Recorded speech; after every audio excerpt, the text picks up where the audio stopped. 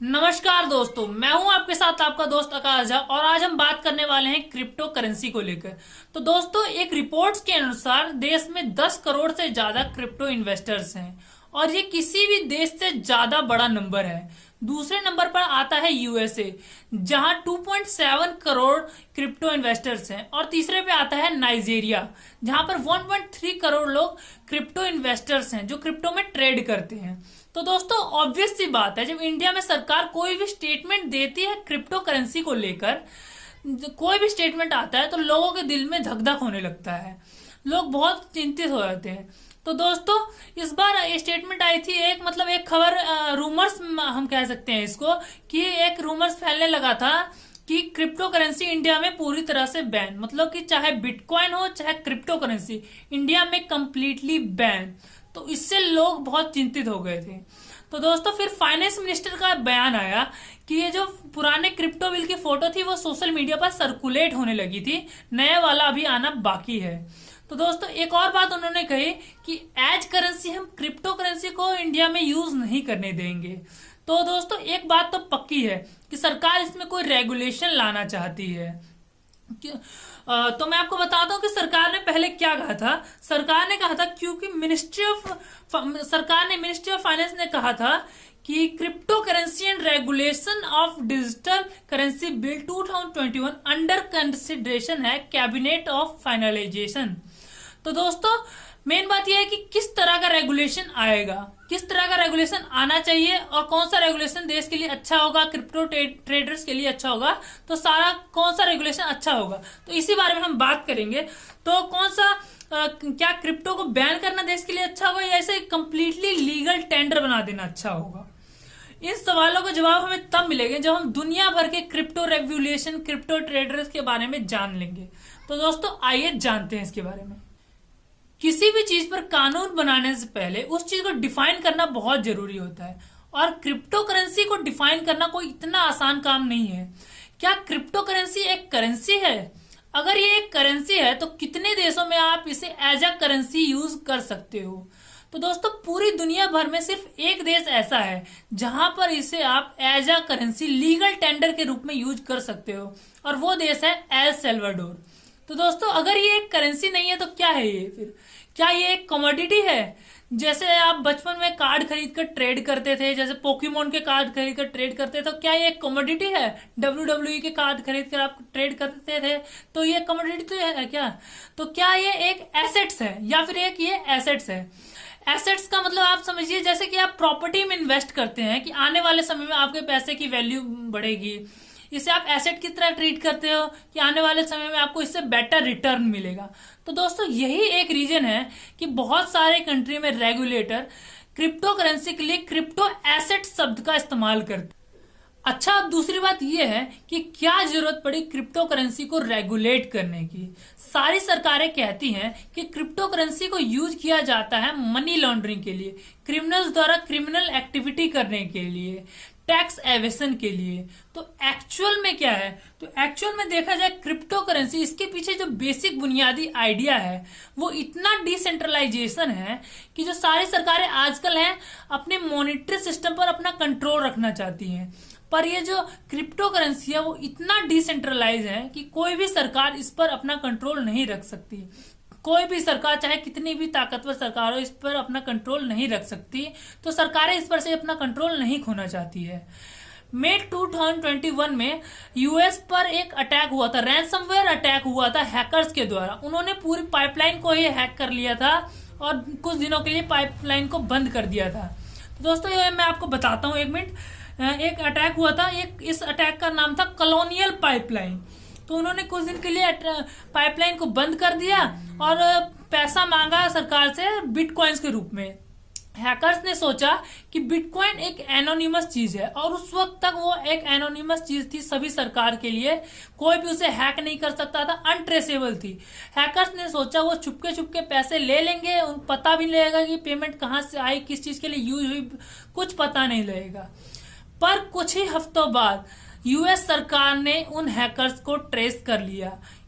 कि उन्होंने क्यों करा, यूएस सरकार क्यों ऐसा कर पाई, ये भी मैं आपको बताता हूँ। क्योंकि यूएस सरकार के पास बहुत सारे ऐसे रिसोर्सेस हैं आईपी एड्रेस हैक करने के लिए, आईपी एड्रेस ट्रेस करने के लिए, पर और सारी सरकारों के लिए हम ऐसा नहीं कह सकते, क्योंकि और सारी सरकारों के पास इतने रिसोर्सेस नहीं है। इसके अलावा मनी लॉन्ड्रिंग की बात की जाए तो भारत से 4,000 करोड़ रुपए लॉन्डर किए गए क्रिप्टो करेंसी द्वारा। भारत से 4,000 करोड़ रुपए गए, ये इन्फोर्समेंट डायरेक्टरेट ऑफ इंडिया की तरफ से कहा गया है कि 4,000 करोड़ रुपए भारत से बाहर गए हैं क्रिप्टो करेंसी के रूप में। तो दोस्तों हैकर्स के द्वारा अटैक किए जाना और ये मनी लॉन्ड्रिंग कुछ चीजें हैं जो सरकार को चिंतित करती है क्रिप्टो करेंसी को बैन लगाने के लिए। बट बैन लगाना सोल्यूशन नहीं है, ऐसा सुप्रीम कोर्ट ने भी कहा है। आगे मैं आपको इसके बारे में बताता हूं। तो दोस्तों हम कुछ देशों का एग्जाम्पल लेते हैं। अब बाकी देशों ने क्रिप्टो करेंसी को रेगुलेट करने के लिए क्या किया। बाकी देशों में अब आप क्रिप्टो करेंसी लीगल तो है पर लीगल टेंडर नहीं है, मतलब आप उसे एज अ करेंसी यूज नहीं कर सकते, और चीजों के लिए इस्तेमाल कर सकते हो, जैसे कि ट्रेड करने के लिए, खरीदने बेचने के लिए, इन चीजों के लिए आप उसे इस्तेमाल कर सकते हो। तो सरकारों ने ऐसा क्यों किया कि सरकारों को उससे टैक्स मिल सके, उससे प्रॉफिट गेन टैक्स सरकार ले सके लोगों से। तो इसलिए सरकार ने ऐसा किया कि उनको टैक्स मिल सके। तो दोस्तों मैं आपको कुछ देशों का एग्जांपल बताता हूं। जैसे यूएस में लीगल नहीं है बट उसे आप प्रॉपर्टी की तरह, एसेट की तरह ट्रीट कर सकते हो। ऑस्ट्रेलिया में भी सेम चीज यूएस की तरह है कि उसे आप प्रॉपर्टी की तरह ट्रीट कर सकते हो। जर्मनी जैसे देशों में तो बैंक में भी क्रिप्टो करेंसी अलाउड है कि बैंक भी उसे खरीद बेच सकता है। और दूसरी तरफ टर्की जैसे देश हैं, टर्की के बारे में मैं आपको बताता हूं। तो दूसरी तरफ टर्की जैसे जो देश हैं वो क्रिप्टो को लीगल करना नहीं है, वहां होल्ड करना बैंकिंग में बिल्कुल लीगल नहीं है, सिर्फ आप उसे जैसे प्रॉपर्टी की तरह ट्रेड कर सकते हो, और उसमें भी कुछ उसमें बैन लगाया गया है, बहुत वहां भी स्ट्रिक्ट है। As of November 2021 library of Congress के अनुसार 9 ऐसे देश हैं जिन्होंने क्रिप्टो करेंसी पर पूरी तरह से बैन लगा दिया। और वो देश कौन कौन से हैं? China, Nepal, Iraq, Morocco, Bangladesh, Qatar और तुनिसिया। इनमें से चाइना सबसे बड़ा कंट्री है, तो हम चाइना पर फोकस करते हैं क्योंकि चाइना सबसे बड़ा कंट्री है और वो चाइना सबसे बड़ा माइनिंग वो था क्रिप्टो करेंसी को लेकर, और वो उसने सबसे ज्यादा रेस्ट्रिक्शन लगाई और सभी देश से ज्यादा रेस्ट्रिक्शन लगाई। चाइना ने 8 साल पहले इस पर रेस्ट्रिक्शन लगानी स्टार्ट कर दी थी। उसने 8 साल पहले बैंक को मना कर दिया, बैंक पर बैन लगा दिया कि बैंक कोई ट्रांजैक्शन नहीं कर सकता क्रिप्टो करेंसी को लेकर।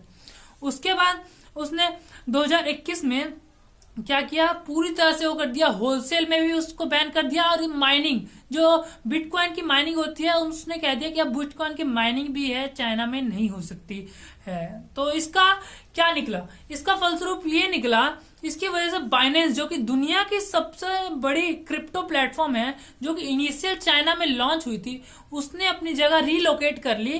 कहां पे? केमन आइसलैंड में। उसने केमन आइसलैंड में अपनी जगह रीलोकेट कर ली। तो ये उसकी मजबूरी थी क्योंकि चाइना ने पूरी तरह से बैन कर दिया था कि आप वहां पे बिटकॉइन बना भी नहीं सकते, माइनिंग भी नहीं कर सकते उसकी।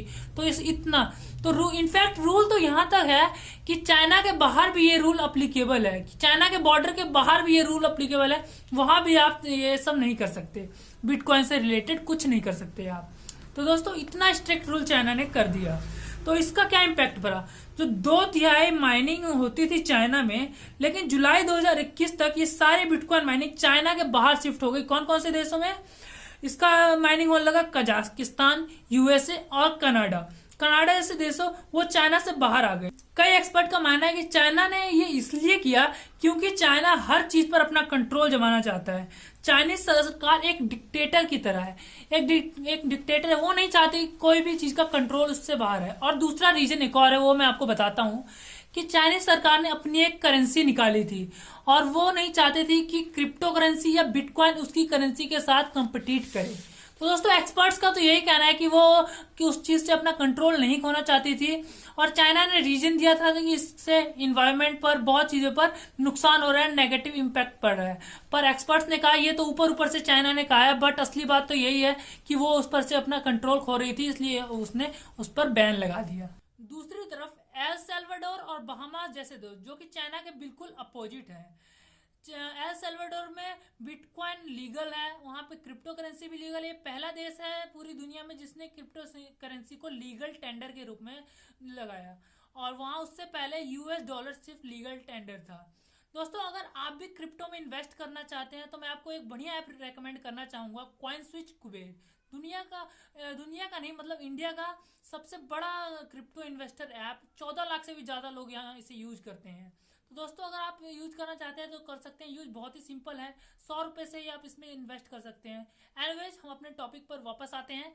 तो हमारा क्या था, हम कहाँ पर थे, तो हम बात कर रहे थे कि एल सल्वाडोर जो है बिटकॉइन को लीगल कर रखा है। इसके पीछे रीजन बताया जाता है कि जो एल सल्वाडोर है उसका इकोनॉमी ज़्यादा रेमिटेंस पे चलता है। रेमिटेंस मतलब कि एल सल्वाडोर जो देश है उसके नागरिक जो बाहर रहते हैं वो बाहर से बहुत पैसा भेजते हैं एल सल्वाडोर में, जो उसकी इकोनॉमी का बहुत बड़ा कंट्रीब्यूशन है। यहाँ तक कि 2020 में जो रेमिटेंस बाहर से आया उनके देश में वो था उनकी इकोनॉमी का 1/5 पार्ट, $5.9 बिलियन। तो आप समझ सकते हैं कितना बड़ा पार्ट है उनकी इकोनॉमी का। तो उनके लिए तो ये करना मजबूरी भी कह सकते हैं आप एक तरह से, मतलब जरूरी आप कह सकते हैं, मजबूरी नहीं जरूरी कह सकते हैं उनके लिए। एल सल्वाडोर के जो प्रेसिडेंट है, एल सल्वाडोर देश के जो प्रेसिडेंट है वो तो ये उम्मीद लगा कर बैठे हैं कि जो बाहर के देश के लोग हैं वो बिटकॉइन ट्रेडर्स वो अब इनके देश में आकर बिटकॉइन ट्रेड करेंगे, क्योंकि इनके देश में बिटकॉइन लीगल टेंडर है और चाइना से बहुत सारे लोग इनके देश में आए भी हैं जो बिटकॉइन लीगल टेंडर क्योंकि इन्होंने कर दिया है। बिटकॉइन से जो लोग अमीर बने हैं, बिटकॉइन में ट्रेड कर कर जो पैसा कमा रहे हैं वो इनके देश में आकर रह भी रहे हैं क्योंकि इनके देश में लीगल टेंडर है। तो बहुत आसान है उनके लिए बिटकॉइन, क्योंकि इनके देश में बिटकॉइन से चीज़ों को खरीदा भी जा सकता है, बेचा भी जा सकता है। तो बहुत सारे लोग आ रहे हैं। एल सल्वाडोर तो ये भी प्लान कर रहा है कि पहली बिटकॉइन सिटी बनाने की, पूरे देश में ऐसा पहली बार होगा कि बिटकॉइन सिटी बनाया जाए कि वहां पे बिटकॉइन से ही सब कुछ होगा। दोस्तों एक चीज तो आप क्लियरली देख सकते हैं, जो भी देश जो है क्रिप्टो करेंसी को बिटकॉइन को बैन करता है उसको इकोनॉमिकली थोड़ा सा नुकसान तो सहना पड़ता है। जैसे चाइना जैसे देशों में बहुत नुकसान उससे सहना पड़ा क्योंकि अब उसके पास टैक्स लेने का कोई जरिया नहीं रह गया क्रिप्टो करेंसी को लेकर, और वहां से लोग भी बाहर जा रहे हैं क्योंकि वहां पे स्ट्रिक्टली बैन है क्रिप्टो करेंसी। तो दोस्तों ये है। तो अब हम कुछ बात कर लेते हैं इंडिया की। इंडिया में क्या है, इंडिया में 2018 में क्रिप्टो करेंसी पर बैन लगाया गया था। शुरुआत में तो यहाँ सोचा गया था कि जल्दी जल्दी यहाँ बैन लगा दिया जाए और 2018 में आरबीआई ने अप्रैल 2018 में बैन लगा दिया क्रिप्टो करेंसी पर इस बैन को लीगली चैलेंज किया गया सुप्रीम कोर्ट में और सुप्रीम कोर्ट ने अपने लैंडमार्क द्वारा इस बैन को स्ट्राइक डाउन कर दिया और कहा कि किसी भी चीज को बैन कर देना उस चीज का सल्यूशन नहीं है। तो सुप्रीम कोर्ट ने कहा था क्रिप्टो करेंसी एक्सचेंज की जो बिजनेस अपॉर्चुनिटी है ये बैन उस चीज को खत्म कर रही है। तो सुप्रीम कोर्ट ने कहा कि हम एक्सेप्ट करते हैं कि इसके कुछ नेगेटिव पॉइंट्स हैं, इससे गलत काम किए जा सकते हैं, पर जरूरी नहीं कि इसको बैन कर दिया जाए, इसमें रेगुलेशन लाने की जरूरत है। तो दोस्तों अब तो ये समय बताएगा किस तरह का रेगुलेशन आता है, पर आप कमेंट बॉक्स में कमेंट करके जरूर बताएं कि किस तरह का रेगुलेशन आना चाहिए, आपकी क्या राय है इस पे। तो दोस्तों नेक्स्ट वीडियो में मिलते हैं, तब तक के लिए बहुत बहुत धन्यवाद।